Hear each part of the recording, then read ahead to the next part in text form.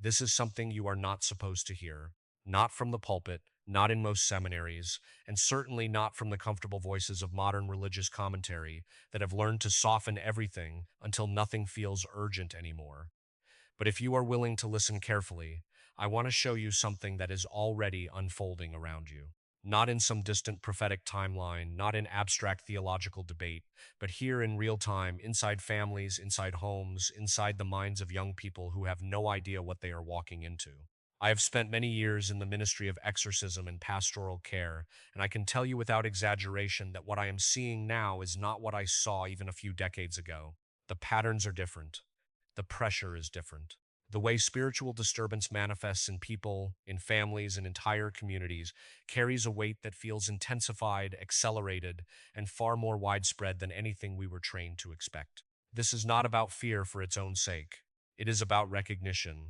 Something in the spiritual climate has shifted, and most people are still living as if nothing has changed. When people hear language like this, they often assume it is metaphorical or symbolic. But I am not speaking in abstractions. I am speaking from lived pastoral experience, from encounters with suffering that cannot be reduced to psychology alone, from moments where the line between ordinary human struggle and something more oppressive becomes impossible to ignore. What is especially concerning is not just the presence of spiritual struggle, but the lack of preparation. Many believers, even practicing Catholics, are living with almost no awareness of spiritual reality. They attend Mass occasionally, they identify with the faith culturally, but they are not formed, not grounded, not protected in the way that tradition once assumed every Christian would be. And this is where the crisis becomes more serious. Because while many assume that religious practice today is simply weaker or less frequent than in the past, the deeper issue is that the entire understanding of spiritual life has been reshaped. In many places, the supernatural has been softened into metaphor. The devil, for many, is no longer a real intelligence but a symbol of evil. Spiritual warfare is no longer understood as an actual struggle, but as psychological language for internal conflict. Even within some theological environments, there has been a tendency to treat these realities as outdated or pre-scientific ways of speaking. But reality does not change because our language about it changes. What this has produced is a generation that is spiritually unguarded.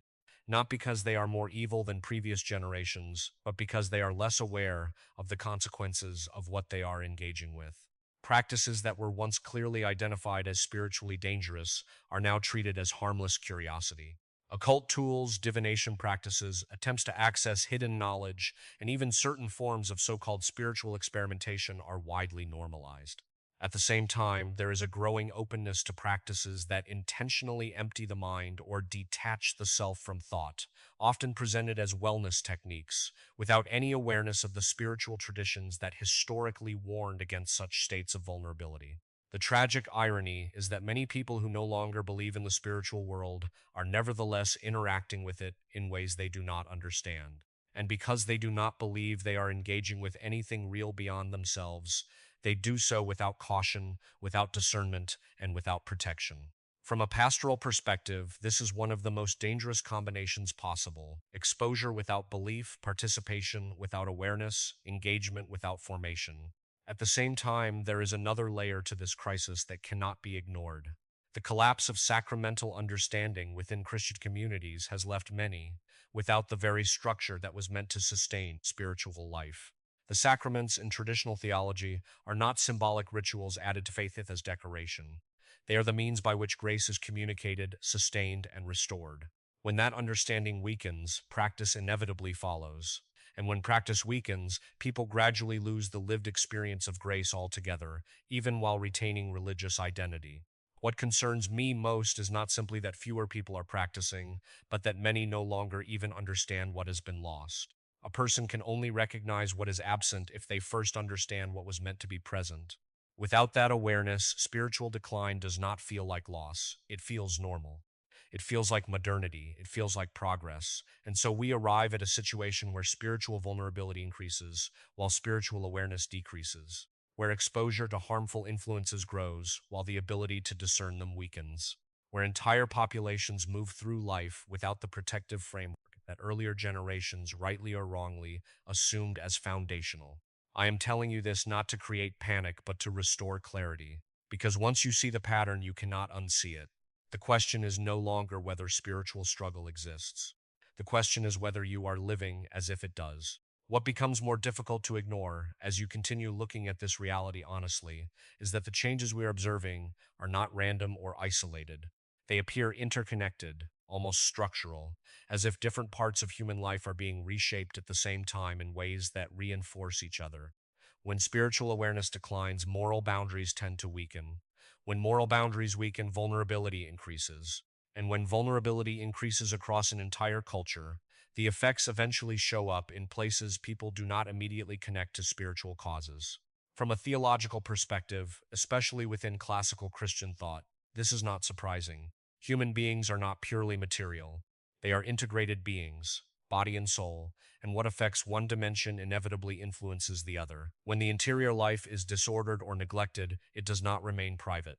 It begins to express itself outwardly in behavior, relationships, institutions, and even in cultural assumptions about what is normal or acceptable. This is why traditional theology places so much emphasis on formation. Not just belief in a general sense, but structured formation of the mind, the will, and the imagination. Because without formation, human beings do not remain neutral. They are shaped anyway, by environment, by repetition, by influence, by exposure. And in the absence of intentional spiritual formation, other forces fill that space, whether ideological, psychological, or what older language would simply call temptational. One of the most significant shifts in recent decades has been the reduction of religious life to something private and optional. Faith for many has become one aspect of identity rather than the organizing center of life. This change may seem subtle, but its consequences are not. When faith is no longer central, it no longer shapes decisions in a consistent way. And when it no longer shapes decisions, it slowly loses its authority, even in areas where people still claim to believe. This is where contradiction begins to form inside modern religious life. Many still identify as believers, but their practical assumptions about reality are often indistinguishable from those who do not. The supernatural is acknowledged in theory, but rarely in practice. Moral teachings are affirmed in principle, but selectively applied in lived experience. Over time, this creates a kind of internal fragmentation, where belief exists but without integration. From a pastoral standpoint, this fragmentation is one of the most common issues encountered in spiritual care. It is not always dramatic or visible. It often appears as quiet inconsistency, spiritual fatigue, or a sense of distance from what people once described as a living relationship with God. In more severe cases, it can manifest as long-term patterns of sin, repeated failure in the same areas, or a growing sense that prayer has become ineffective or empty. It is important to be precise here. Not every struggle has a spiritual cause, and not every difficulty is evidence of external influence. Human psychology, trauma, environment, and personal choice all play significant roles in shaping behavior, but classical spiritual theology does not reduce everything to psychology either. It recognizes that the human person exists within a broader moral and spiritual order, and that certain patterns of resistance, temptation, and oppression cannot always be fully explained by natural causes alone. This is where discernment becomes essential. Without discernment, everything is either over-spiritualized or under-spiritualized. Both extremes are dangerous. One leads to superstition, the other to denial. The traditional approach insists on a balanced recognition that human freedom is real, psychological factors are real, and spiritual influences are real, and that all must be considered carefully and responsibly. At the same time, there is another development that must be acknowledged honestly. The weakening of communal religious life has left many individuals isolated in their struggles. Where earlier generations would have relied on shared practices, regular confession, stable parish life, and consistent moral accountability, many today experience their spiritual life in isolation. Even when surrounded by others, their inner struggles remain largely unseen and unspoken. Isolation, in any form, increases vulnerability. This is true psychologically and spiritually. When people no longer have structures of accountability, guidance, or shared faith practice, their internal struggles tend to intensify. Patterns that might have been addressed early through confession, counsel, or communal support instead become entrenched over time. This is why traditional Christian practice emphasized not only personal devotion, but also communal discipline. Regular participation in the sacraments, shared worship, and spiritual guidance were not optional enhancements. They were protective structures designed to keep the believer integrated within a living spiritual reality rather than fragmented into private belief systems. What we are witnessing now, in many places, is the gradual disappearance of those structures from daily life.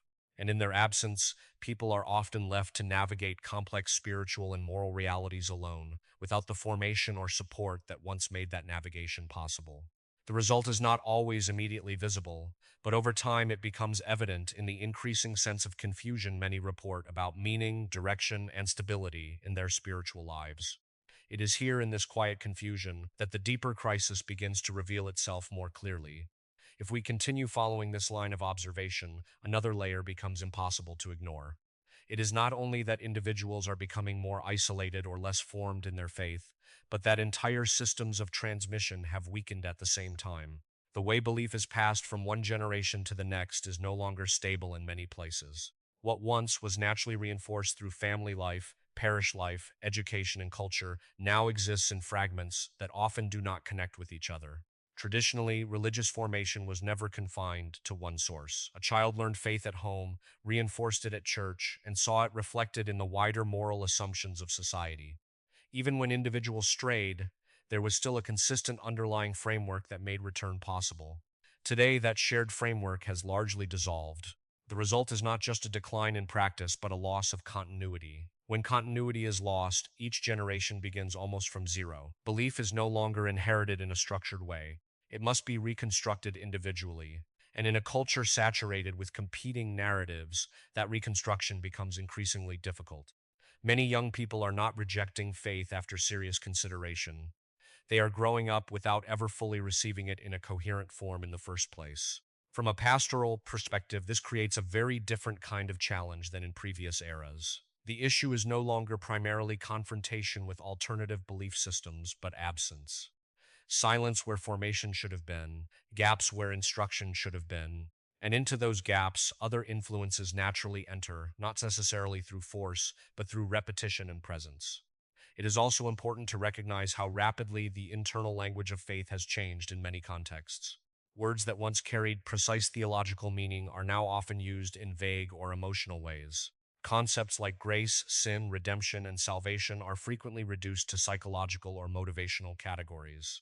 While this may make religious language more accessible, it also risks detaching it from its original depth and structure. When theological language loses precision, theological thinking tends to follow. And when thinking becomes less precise, discernment becomes more difficult. People may still use the same words, but they are no longer necessarily referring to the same realities. This creates a subtle but significant form of confusion within religious communities, where agreement in language can mask disagreement in meaning. At the same time, there has been a noticeable shift in how authority is perceived within spiritual life.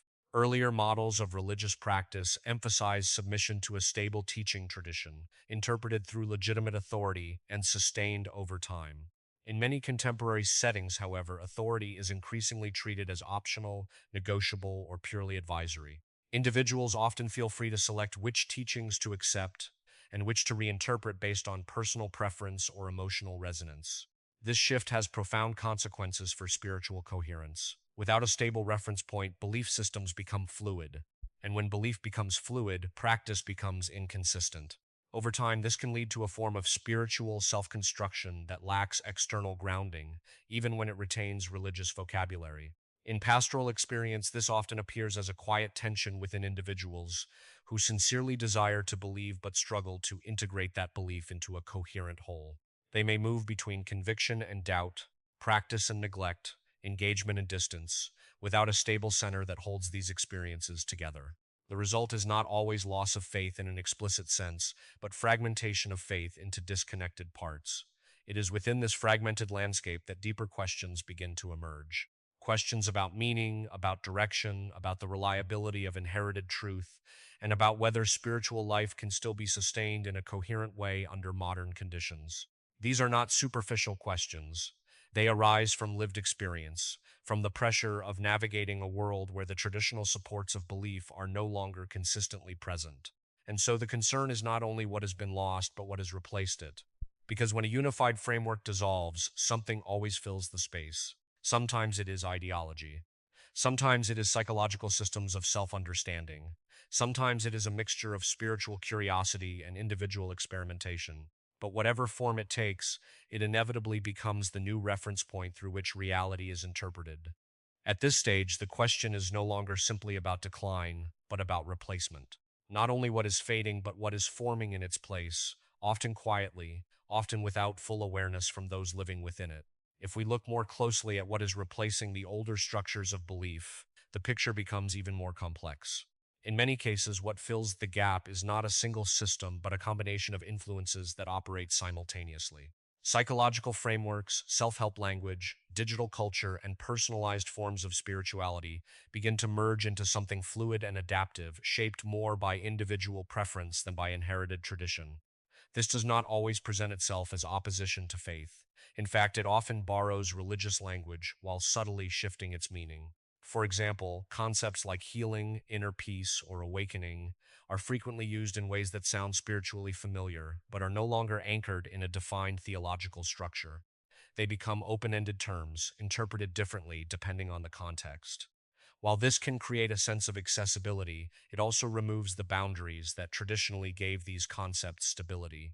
Without boundaries, meaning becomes flexible, and when meaning becomes flexible, truth becomes harder to recognize with certainty. At the same time, digital environments have introduced a constant stream of competing voices into the formation of conscience. In earlier generations, moral and spiritual formation occurred within relatively stable environments, family, church, and local community.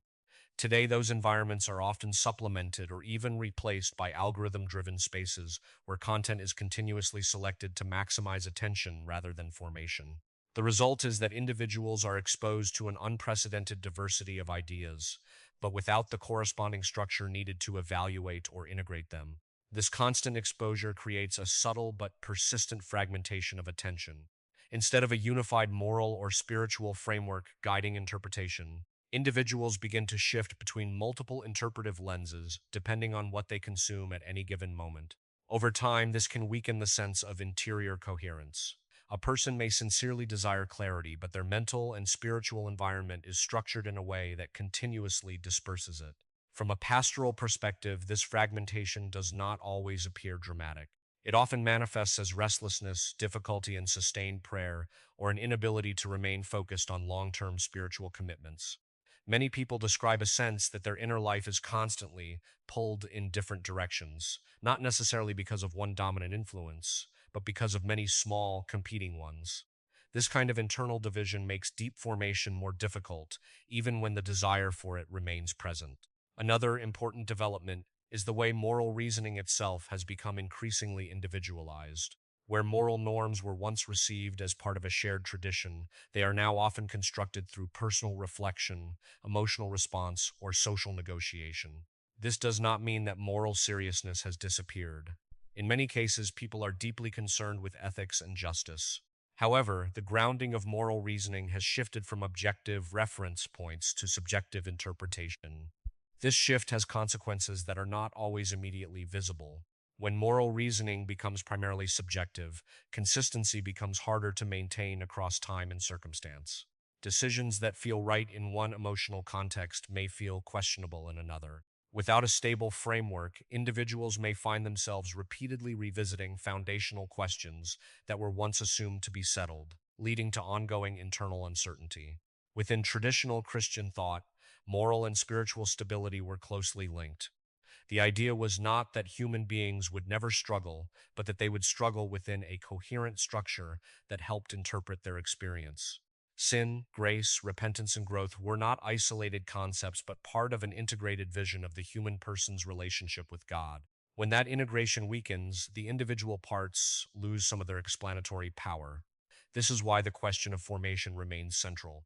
Formation is not simply the transmission of information. It is the shaping of perception itself, the way a person sees reality, interprets experience, and understands consequence.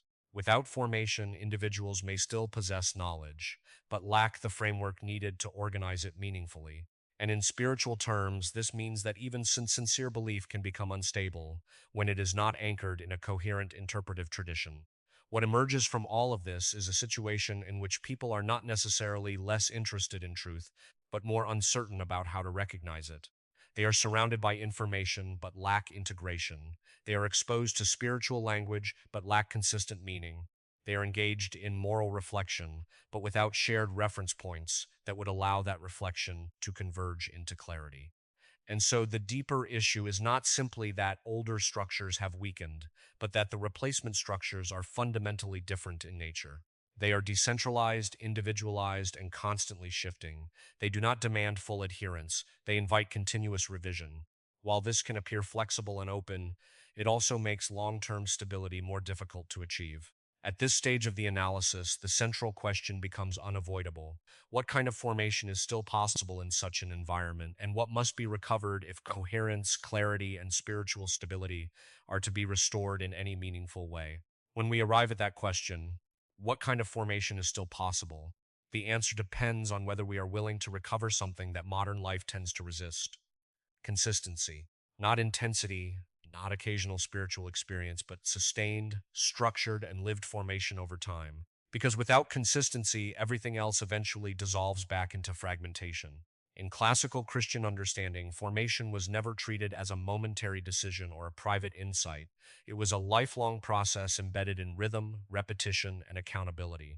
Prayer was not occasional inspiration, it was daily discipline. Moral life was not self-defined, it was shaped through confession, instruction, and correction. Community was not optional. It was the environment in which truth was reinforced and lived. What has changed in modern conditions is not only that these practices are less common, but that the surrounding environment no longer naturally supports them.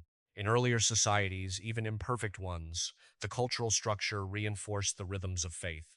Today, the environment often works in the opposite direction. It rewards distraction, immediacy, and constant reinvention. Anything that requires patience or stability must now be intentionally chosen against the current of surrounding pressure. This is why recovery cannot be accidental. It requires deliberate reconstruction of practices that once existed organically. Regular prayer must be reestablished not as an emotional response, but as a fixed commitment. Participation in sacramental life must be understood again as central rather than peripheral.